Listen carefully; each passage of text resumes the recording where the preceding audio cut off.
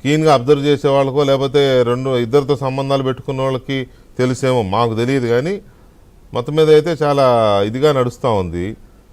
So పొత్తు కుదిరిందా, కుదరలేదా, కుదిరే దారిలో ఉందా, ఏమైనా క్లారిటీ ఇస్తారా? వెంకటకృష్ణ గారు, క్లారిటీ ఇందాక చెప్పిందే మళ్ళీ రిపీట్ చేస్తాను క్లియర్గా. ఆల్రెడీ జనసేన ఎన్డీఏలో ఉంది. జనసేన మాతో ఉందోచ్చని భారతీయ జనతా పార్టీ ఎలుగెత్తి చెప్పారు మొన్నే.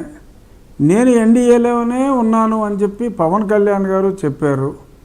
తర్వాత పవన్ కళ్యాణ్ గారు నేను తెలుగుదేశం పార్టీతో అలయన్స్ అవుతున్నాను అని చెప్పి నేను మోడీ గారికి చెప్పాను అన్నట్టుగానే, వారి ఆశీర్వాదాలు నాకున్నాయి అన్నట్టుగానే మరి ఆయన కూడా నర్మగర్భంగా చెప్పవలసింది చెప్పారు.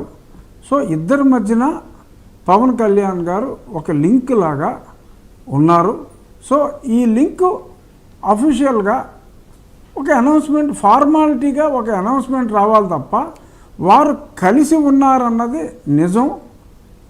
ఆ కలయిక అఫీషియల్గా ఒక స్టేట్మెంట్ ద్వారా బయటికి రావటం తప్ప వేరే అవసరం లేదు. అది ఏదో సీట్లు సర్దుబాట్లు ఉంటాయి కదా సార్, ఒక పార్టీలు అన్న తర్వాత కలవాలని అనుకున్న తర్వాత ఓకే, ఇక్కడ నాకు ఈ స్ట్రెంగ్త్ ఉంది, ఆ స్ట్రెంగ్త్ ఉందని మాట్లాడుకోవటానికి మరి కొద్ది సమయం కావాలి. అది కాక ఇంకా ఏదైనా ఎలక్షన్లో కొంచెం దగ్గరలో ఇప్పుడు పడిపోతున్నాయి కాబట్టి ఇప్పుడు డెఫినెట్గా ఒక కొలిక్కి అఫీషియల్గా ఆ స్థానాలతో పాటు ఆ అనౌన్స్మెంట్ కూడా ఇట్స్ ఓన్లీ ఫార్మాలిటీ అనౌన్స్మెంట్ తప్ప అంతకుమించి ఏమీ ఉండదు. కానీ ఇందాక మీరు అన్నట్టు కొందరిలో కలవకపోతే మంచిదని, ఎలక్షన్లు అయిన తర్వాత మనం కలిసి ఉండొచ్చు కదా అని అలాంటి మాటలు వాదనలు ఉన్నాయి. కానీ భారతీయ జనతా పార్టీ మీద కొంతమందికి కోపం ఉన్నమాట వాస్తవం. వెంకటకృష్ణ గారు, ఎందుకు కోపం ఉంది అంటే ఈ పార్టీకి వారు ఏదో సపోర్ట్ చేశారు, out of the way support చేశారు అనే ఒక అనుమానాలు ఉన్నాయి. లేకపోతే ఇందాక మీరు చెప్పినట్టు ఈ కోర్టు కేసుల్లో ఇంత సమయం పట్టిదా, ఇటువంటివన్నీ అవి కేవలం అనుమానాలు. అక్కడ జగన్మోహన్ రెడ్డి తన శక్తియుక్తులన్నీ వాడి చట్టంలో ఉన్న లొసుగులను వాడుకుని అది ఈ పిటిషన్లో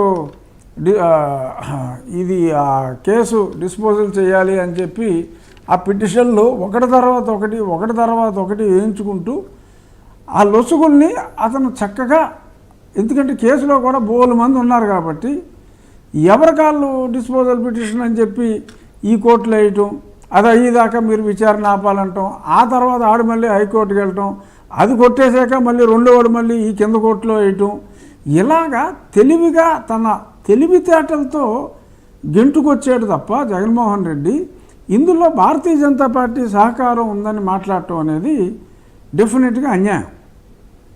సో అంటే అది ఏ స్థాయిలో ఉందంటే జగన్మోహన్ రెడ్డి గారి కేసులు ముందుకెళ్ళకపోవడానికి బీజేపీ సహకారమే కారణం. అట్లాగే చంద్రబాబు నాయుడు గారు జైలుకి వెళ్ళడానికి, అన్ని రోజులు జైల్లో ఉండడానికి కూడా బీజేపీ హస్తం ఉంది అనే ఒక బలమైన ఇది ఉంది. అది బీజేపీ కూడా వాళ్ళు కూడా మాట్లాడుకున్నారు మన మీటింగ్లో, మన మీద ఇది కూడా మనమే కారణం అంటున్నారు అని. అలాగా